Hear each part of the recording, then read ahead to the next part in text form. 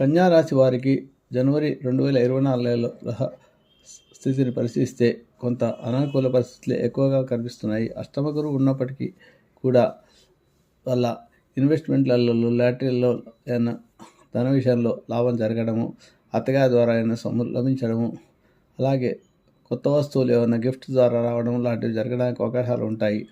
అలాగే ముఖ్యంగా సప్తమ రాహు వల్ల దంపతుల మధ్య అన్యోన్యత లోపిస్తుంది. జన్మలో కేతు వల్ల అనుకోని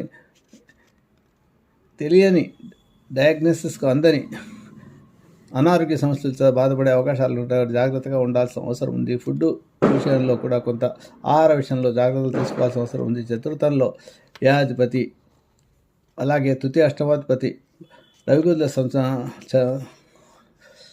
యొక్క సంచారం వల్ల ప్రయాణాల్లో ప్రమాదం జరిగే అవకాశాలు ఉంటాయి కాబట్టి జాగ్రత్త వహించాల్సిన అవసరం